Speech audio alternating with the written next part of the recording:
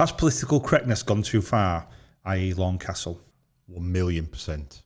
And the reason why it's gone wrong is because we've got people in positions that are absolutely scared to death of their own shadow.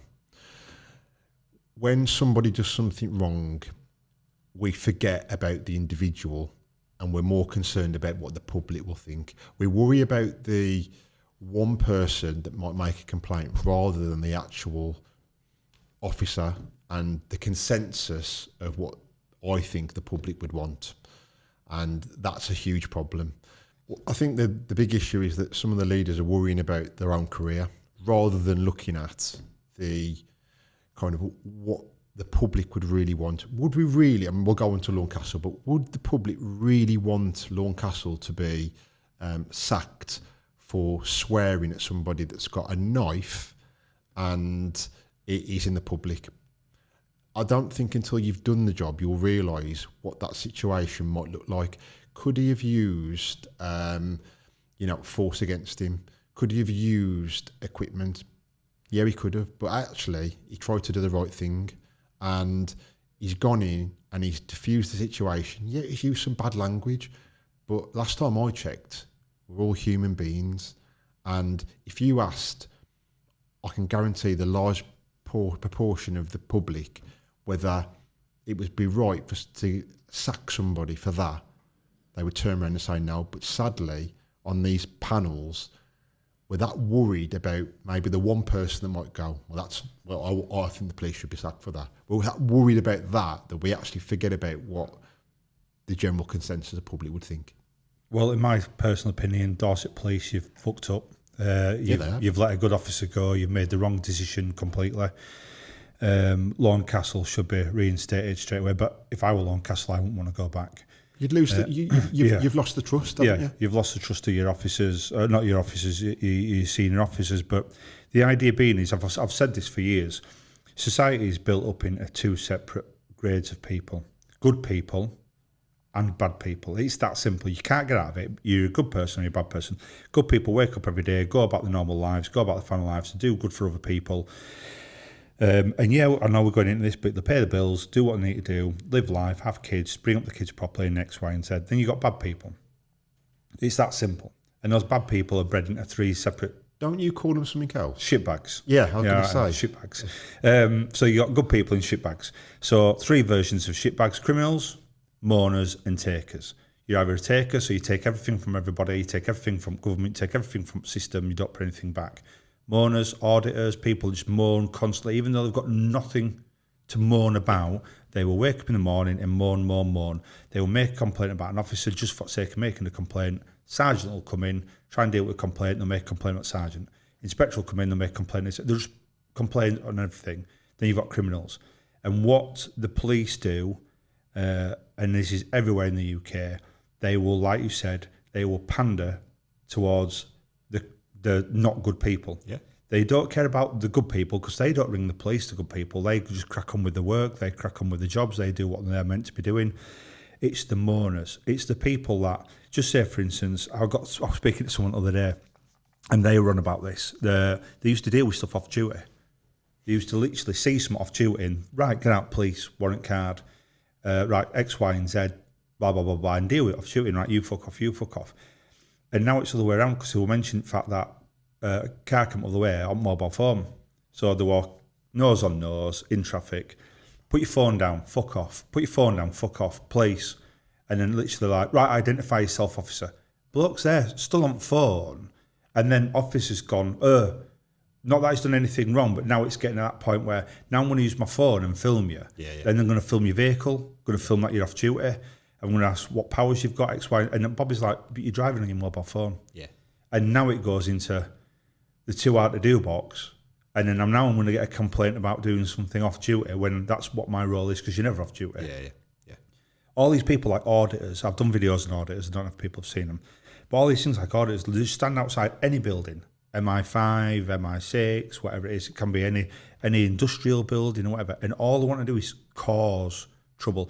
They are the lads at school. I went to school with this lad who were quite big, and he had a name of Fat Pete, and we're in the 80s, it's sort of like Fat Pete, and I'm sorry if that upsets people, But there are always people behind Fat Pete that were pushing him. Fat Pete, Fat Pete, Fat Pete, Fat Pete. And then Fat Pete once turned around and slapped this lad.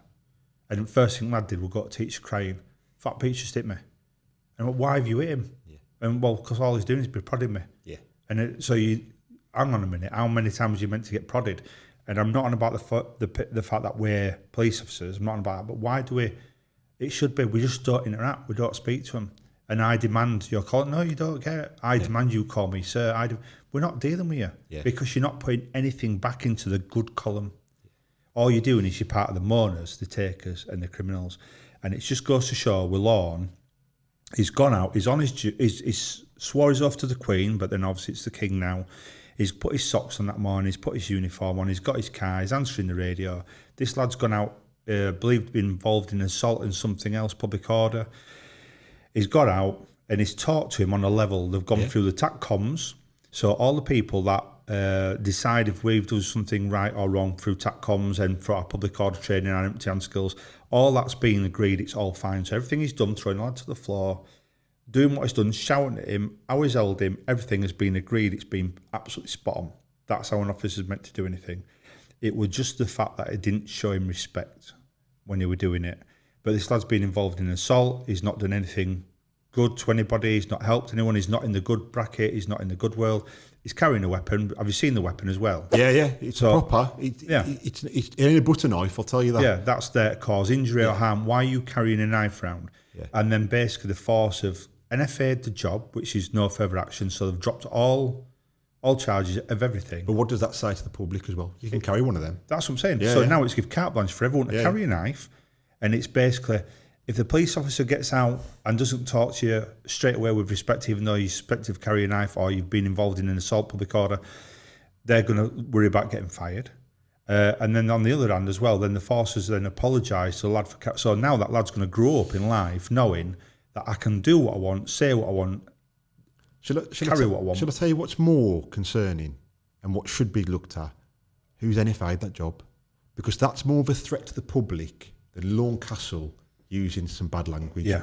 That genuinely is more concerning for me as a member of the public now than anything. Because who on earth has looked at that and gone, well, he's got this bloody knife and that's all right, actually. Yeah. That is okay. And we're going to NFA that because what that gives, like you said, is it gives everybody that idea of, well, I can carry it, and if they do anything wrong, it'll just get NFA'd anyway. Yeah. And he hasn't done anything wrong, by the way. He's done absolutely nothing wrong. I've swore at people after I've arrested them. Swear at people now? Yeah, well, yeah. Yeah, fuck off. I've done it. But what this is highlighting more than anything is that Dorset Police, sadly, have put another knife in the trust and confidence of the officers right across this country. And the public. Yeah, and the public. Yeah, so it's not just about the officer. Dorset Police, if your knife crime goes up now, if your stabbings, violent crime goes up now, the only people you've got to blame is yourself, the boss, the media as well, the people that put the press out of officers, everyone that's put all this stuff out now. And not only that, is now being sacked, is a civilian, is walking around as a civilian, and he even got involved in that shoplifting event the other day. And he armbarred someone, gets him to the floor, and then gets out. Members of the public now want to get the phones out and walk away. They don't go towards danger. Ambulance, police, fire go towards danger. Everyone runs away. He could have just put his head down and gone, fuck this. Not what to do with me anymore. I'm a civilian. I'm going to go cut grass. I'm going to go work in Aldi. I'm going to go X, Y, and Z. But he's still got that thing bred into him. That is wrong. What you're doing is wrong, and he's still got involved. So he doesn't care if that he's being fired, he'll still get involved. And that shows the character of who this person is. That shows and that's who people need to be as police officers. That's what people need to have. They don't need to have these people that are too scared to get involved and, I don't want to be doing that, I might get assaulted, or X, Y, and Z. Can we just talk about it and sing Kumbaya and dance around a tree? You want those people to get hands on. I'll tell you who we don't want. The people who have made this decision. Yeah. That's who we definitely don't want in the police. They need to be called out for a Q&A. Yeah. That boss needs to sit down for a Q&A. I think it's the ACC. They need to be sat down for a Q&A and justify their actions of why they've done that and why that's made the British public feel safer. Because it hasn't. It's made the British public feel more afraid that there's going to be more people now carrying knives. And then again, you can't say anything. Let me just change this as well, just while I'm on it. I got invited by a police force to go down and do a talk on mental health. But it's a man's group. It's not a woman's group. It's a man's group created for men that have got issues, not just about mental health, but about testicular cancer, about prostate checks, about everything, you know what I mean? And it's a man's group. And there were meant to be, say, 250 men going. They'd all confirmed. Then word got round the police station that it's a set up by PSD for misogyny. And I think about 50 people turned up to the group.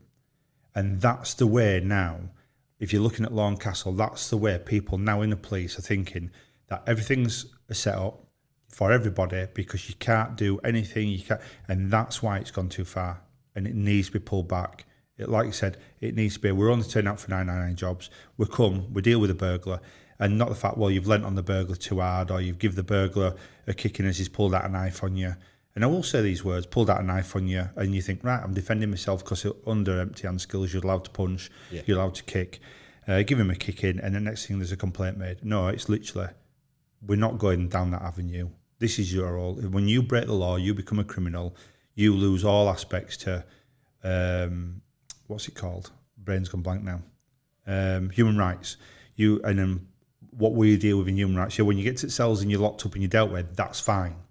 But when we're dealing with you in that moment in time, you've brought the law, you'll be dealt with, you'll be arrested, and you'll be locked up. And once we're safe, once members of the public are safe, and the system is safe, you'll be then dealt with. I'll tell you what, I'd be interested to see whether assaults on police officers in Dorset and right across the country do go up. I think they will. I think they genuinely will, because I think what it sends the message out is that I can guarantee there'll be videos out there and there'll be people filming, wanting police officers to swear while they're doing something. Yeah. And what happens then? Are you going to start sacking every single one of them? Well, yeah, exactly. Because if you don't, then I can guarantee Lorne Castle, and if I was Lorne Castle, I'd be thinking, well, okay then, so what are you going to do with this officer then? Not that I'd want officers to get sacked, because that's not what it's about. But bringing them upon you've made a rod for your own back now, and it's a silly thing to have done, and the only reason it's happened is because we are scared of our own shadow. Somebody somewhere has gone, you know what, this is the right thing to do, and that's scary. Yeah, that is really, really scary. I saw something that I did a freedom of information request on how many arrests that senior officer have made in a 5-year period, and I think you could count on your one hand. I think. Now, if we're going to get judged by people that clearly haven't done it for a long time and haven't got the realities of where policing is, then that's why that decision's been made. Because that is absolutely absurd that you've got that decision, which, one, negatively impacts every police officer out there, and it does. It negatively impacts every police officer's trust and confidence in their organisation that they're working for. And especially when you've got families that you're looking to support, and you've got to look after yourself, and you're scared to say the wrong thing or worry that you're not going to get supported. And that message that Dorset have sent out is, you know what? We care more about what the public think than what our officers No. You worded that wrong then. We care more about what the shit element think. Well, yeah. Not the public, because the public's like broken to two. Yeah, they care more about the minority. The minority than what they do about the general public. Yeah. Just before we end this bit as well, I'm going to put a video over the top of this.